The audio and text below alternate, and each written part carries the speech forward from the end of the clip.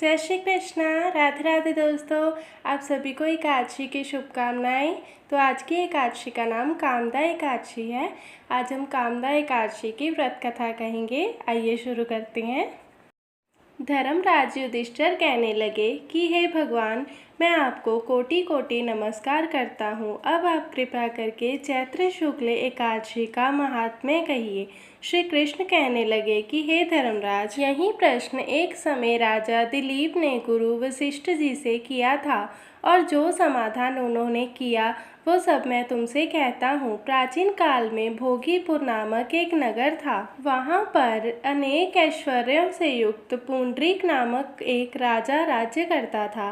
भोगीपुर नगर में अनेक अप्सरा, किन्नर तथा गंधर्व वास करते थे। उनमें से एक जगह ललिता और ललित नाम के दो स्त्री पुरुष अत्यंत वैभवशाली घर में निवास करते थे। उन दोनों में अत्यंत स्नेह था, यहाँ तक कि अलग अलग हो जाने पर दोनों व्याकुल हो जाते थे। एक समय पुंडरीक की सभा में अन्य गंधर्वों सहित ललित भी गान कर रहा था। गाते गाते उसको अपनी प्रिय ललिता का ध्यान आ गया और उसका स्वर भंग होने के कारण गाने का स्वरूप बिगड़ गया। ललित के मन के भाव जानकर काकरोट नामक नाग ने पद भंग होने का कारण राजा से कह दिया। तब पुंडरीक ने क्रोधपूर्वक कहा कि तू मेरे सामने गाता हुआ अपनी स्त्री का स्मरण कर रहा है, अंत तू कच्चा मांस और मनुष्यों को खाने वाला राक्षस बनकर अपने किए कर्म का फल भोग। पुंडरीक के शाप से ललित उसी क्षण महाकाय विशाल राक्षस हो गया।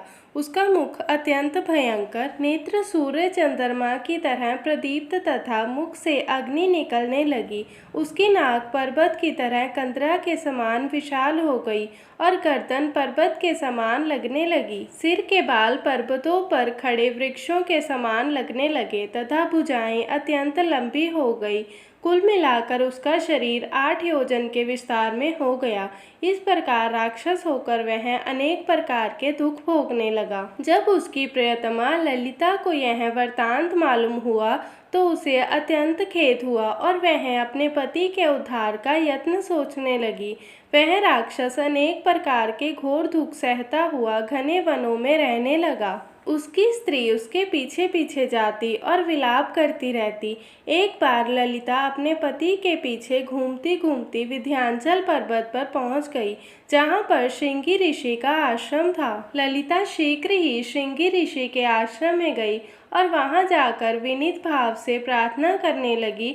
उसे देखकर श्रृंगी ऋषि बोले कि हे सुबके, तुम कौन हो और यहाँ किस लिए आई हो? ललिता बोली कि हे मुने, मेरा नाम ललिता है। मेरा पति राजा पुंडरीक के शाप से विशालकाय राक्षस हो गया है। इसका मुझको महान दुख है।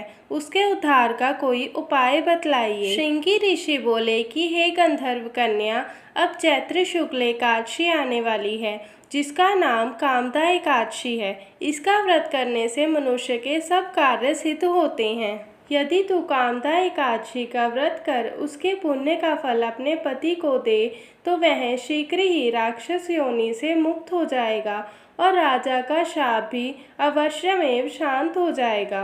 मुनि के ऐसे वचन सुनकर ललिता ने चैत्र शुक्ल एकादशी आने पर उसका व्रत किया और द्वादशी को ब्राह्मणों के सामने अपने व्रत का फल अपने पति को देती हुई भगवान से इस प्रकार प्रार्थना करने लगी। हे प्रभु, मैंने जो यह व्रत किया है इसका फल मेरे पतिदेव को प्राप्त हो जाए, जिससे वह राक्षस योनि से मुक्त हो जाए। एकादशी का फल देते ही उसका पति राक्षस योनि से मुक्त होकर अपने पुराने स्वरूप को प्राप्त हुआ। फिर अनेक सुंदर वस्त्राभूषणों से युक्त होकर ललिता के साथ विहार करने लगा। इसके पश्चात वे दोनों विमान में बैठकर स्वर्गलोक को चले गए। वशिष्ठ मुनि कहने लगे कि हे राजन, इस व्रत को विधि पूर्वक करने से समस्त पाप नाश हो जाते हैं तथा राक्षस आदि की योनि भी छूट जाती है। संसार में इसके बराबर कोई और दूसरा व्रत नहीं है। इसकी कथा पढ़ने या सुनने से वाजपेय यज्ञ का फल प्राप्त होता है। तो दोस्तों आज की एकादशी कथा को यहीं पर विराम देते हैं। अगली एकादशी कथा सुनने के लिए आप हमारे चैनल को सब्सक्राइब ज़रूर कीजिए और बेल आइकन प्रेस कीजिए ताकि आपको हमारी हर वीडियो का नोटिफिकेशन मिले। और कमेंट में राधे राधे ज़रूर लिखें। जय श्री राधे दोस्तों।